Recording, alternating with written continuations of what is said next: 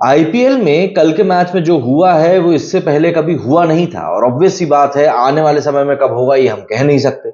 But Hyderabad के दो batsman Travis head और अभिषेक ने कल जिस तरह की बैटिंग करी वो वाकई में बेजोड़ थी। 33 बॉलों पर 29 रन बनाम 36 बॉलों पर 107 रन। बस इस एक आंकड़े में लखनऊ सुपर जायंट्स की सनराइजर्स हैदराबाद के सामने हुई हार की पूरी कहानी दर्ज है। केएल राहुल ने कछुआछाप बल्लेबाजी करते हुए 33 बॉलों पर 29 रन बनाए, तो वहीं एसआरएच के ट्रेविस हेड और अभिषेक शर्मा ने मैच 36 बॉलों पर 107 रन पावर प्ले में ही ठोक दिए और 10 विकेट से धमाकेदार जीत दर्ज करी।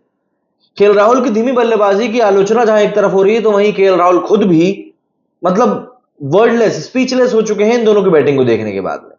आईपीएल की जोड़ी ट्रेविस हेड और अभिषेक शर्मा ने 8 मई को 58 बॉलों पर करीब ऑलमोस्ट 10 ओवरों में 166 रनों का टारगेट हासिल कर लिया, जो कि मेंस टी20 क्रिकेट में अब तक का सबसे बड़ा 10 ओवर का स्कोर है। कि लखनऊ की हार की कहानी 10-10 के आंकड़े में सिमट के रह गई। 10 ओवर और 10 विकेट में इन्होंने पूरा का पूरा खेल खत्म कर दिया। दरअसल इंडियन प्रीमियर लीग 2024 के मैच नंबर 57 में जो कुछ ट्रेविस हेड और अभिषेक शर्मा ने अपनी बल्लेबाजी के दौरान किया, उससे लखनऊ सुपर जायंट्स के गेंदबाज त्राहिमाम त्राहिमाम करते नजर आए। हैदराबाद के राजीव गांधी इंटरनेशनल स्टेडियम में हेड और अभिषेक बुरी तरह से रनचेज के दौरान टूट पड़े। खास बात यह रही कि खुद केएल राहुल ने भी मैच के बाद ट्रेविस हेड और अभिषेक शर्मा की इस पूरी इनिंग की तारीफ करी। ट्रेविस हेड और अभिषेक शर्मा की जोड़ी में से अभिषेक ने 28 बॉलों में 75 रन बनाए। इसमें 8 चौके और 6 छक्के शामिल रहे। युवराज सिंह के शागिर्द अभिषेक ने 267 के स्ट्राइक रेट से बल्लेबाजी करी। वहीं ट्रेविस हेड ने 30 बॉलों पर 89 रन जड़ दिए। उनका जहां मन हुआ उन्होंने वहां पर शॉट मारे और लखनऊ के बॉलर्स की बिल्कुल मटिया पलीत करके रख दी। हेड की पारी में 8 चौके और इतने ही छक्के शामिल रहे। इस दौरान ट्रेविस हेड का स्ट्राइक रेट भी 296 का रहा, ऑलमोस्ट 300 का। दोनों ने मिलकर 58 बॉलों में 166 रनों का टारगेट हासिल कर लिया, जो कि मेंस टी20 क्रिकेट में मैंने आपको बताया ही सबसे बड़ा 10 ओवर का टारगेट है। लखनऊ सुपर जायंट्स के कप्तान केएल राहुल को भी यकीन नहीं हुआ कि आखिर उनकी टीम के साथ में, उनके बॉलर्स के साथ में ये बुरा व्यवहार करने वाले आखिर होते कौन है। केएल राहुल ने दोनों की बल्लेबाजी देख सन्न तो रह ही गए, तो उन्होंने मैच के बाद कहा कि मेरे पास शब्द नहीं है, हमने टीवी पर इस तरह की बल्लेबाजी देखी है, लेकिन ये काफी अनरियल बैटिंग थी। दोनों ने अपनी 6 हिटिंग स्किल्स पर कड़ी मेहनत करी है। उन्होंने हमें जानने का मौका ही नहीं दिया दूसरी पारी में आखिर पिच कैसे खेलने वाली। उन्हें रोकना मुश्किल था क्योंकि उन्होंने पहली गेंद से ही हमला कर दिया था। एक बार जब आप हारने लगते हैं, केएल राहुल ने कहा कि एक बार जब आप हारने लगते हैं तो आपके लिए जो फैसले होते हैं वो काफी ज्यादा सवालिया निशान में आ जाते हैं। हम 40-50 रन कम बनाने में सोच रहे थे कि हमने शायद कम बना दिए, लेकिन जब हमने पावर प्ले में विकेट गंवाए तो हमें कोई रन गति नहीं मिल सकी।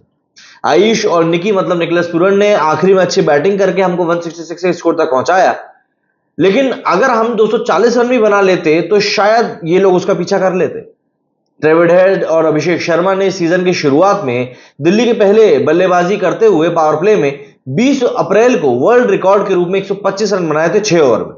हैदराबाद में एक बार फिर कल के मैच में लग रहा था कि शायद ये रिकॉर्ड एक बार फिर से टूट सकता है, लेकिन 8 मई को दोनों ने कुल मिलाकर 107 रन जोड़े। सनराइजर्स हैदराबाद ने लखनऊ जायंट्स के सामने 166 रनों का एक बड़ा टारगेट रखा था, जो कि टी20 में इतना बुरा भी नहीं माना जाता है। लेकिन सनराइजर्स ने 62 बॉल शेष रहते इस टारगेट को चेज कर लिया, जो कि टी20 क्रिकेट में 150 से ज्यादा के टारगेट को पीछा करते हुए सबसे बड़ा मार्जिन रहा। इससे पहले पिछली सबसे बड़ी जीत तब थी जब ब्रिस्बेन हीट ने 2018-19 में बीबीएल में बिग बैश में मेलबर्न स्टार्स के खिलाफ 60 बॉल शेष रहते 150 रनों को चेज कर लिया था। ऐसा नहीं है कि ये पहली बार हुआ है। वहीं लखनऊ के कप्तान केएल राहुल ने इस मैच में बहुत ही कछुआछाप सुस्त गति से बैटिंग करी और ऐसा लग ही नहीं रहा था कि वो टी20 फॉर्मेट में खेल रहे हैं।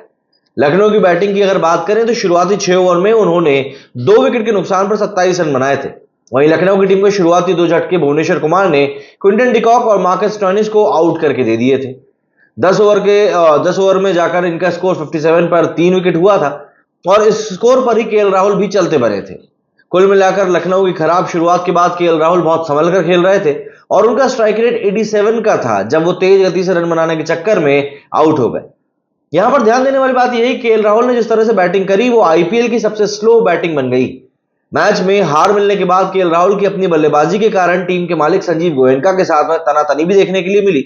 इसके वीडियो सोशल मीडिया पर वायरल हो रहे हैं। लोग अपने अपने तरीके से सपोर्ट जता रहे हैं कि भाई किसको किसे सपोर्ट करना है। अगर हम लोग कुछ स्टैट्स की बात करें तो अभी तक आईपीएल की एक पारी में सबसे कम स्ट्राइक रेट की अगर हम बात करें तो सबसे कम स्ट्राइक रेट इससे पहले रहा है तनुष कोटियन का, जिन्होंने 31 बॉलों में 24 रन बनाए थे पंजाब के खिलाफ और स्ट्राइक रेट रहा था 77 का। इसके बाद केएल राहुल की पारी आती है 87 के स्ट्राइक रेट के साथ, जो उन्होंने कल ही खेली।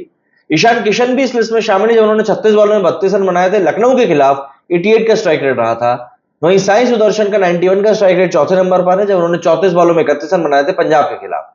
वहीं आईपीएल के इतिहास में सबसे बेस्ट पावर प्ले स्कोर्स की अगर बात करें तो 125 हैदराबाद ने बनाया था दिल्ली के खिलाफ 2024 में ही, और 107 भी हैदराबाद ने ही बनाया था लखनऊ के खिलाफ 2024 में ही। ये दो स्कोर इसी साल के जो टॉप पर है।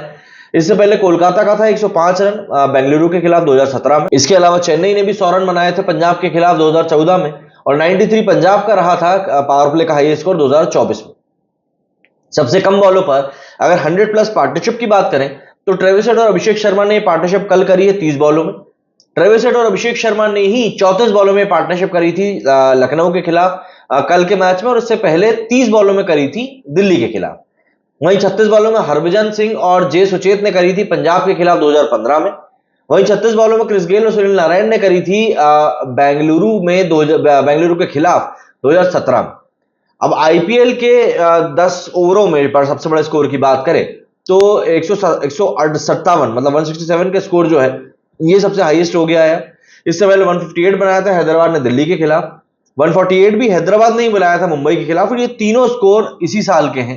और 141 बनाया था मुंबई ने हैदराबाद के खिलाफ, वो भी इसी साल का है। सबसे ज्यादा गेंद बाकी रहते हुए जीत के रिकॉर्ड की अगर हम बात करें तो 62 बॉल रहते हुए ये जो कल स्कोर चेज हुआ ये सबसे हाईएस्ट है, मतलब इसके आगे भी तक कुछ है नहीं। थोड़े से और स्टैट्स की अगर हम लोग बात करें तो आईपीएल इतिहास में पावर प्ले में हाईएस्ट स्कोर जो है वो मैंने आपको बता ही दिया। और यहां पर सबसे एक समझने वाली बात यह है कि जिस अप्रोच के साथ में इस बार के आईपीएल में बैटिंग हो रही है, दरअसल उस अप्रोच की काफी ज्यादा तारीफें हो रही हैं। तारीफ इसलिए हो रही है कि भाई बैट्समैन जो है बिना डरे खेल रहे हैं, लेकिन आपको ये बात भी समझनी पड़ेगी कि इस अप्रोच के चक्कर में कहीं ना कहीं बॉलर्स का बंटाधार हुआ जा रहा है। बॉलर्स को एक्चुअली समझ में ही नहीं आ रहा है कि वो लोग कहां पे क्या चीज सस्टेन कर सकते हैं, और यहीं से सारी चीजें बिगड़ना शुरू हो रही हैं। ठीक है, 10 ओवर में आपने ऑलमोस्ट 70 रन बना दिए, और ये रोज रोज होता भी नहीं है, बट अगर हम लोग इस बार के आईपीएल की तरफ ध्यान दें तो बॉलर्स के लिए मार्जिन बहुत कम रह गई। वो थोड़ा बहुत भी इधर उधर होते नहीं है कि उनका पूरा खेल लग जाता है।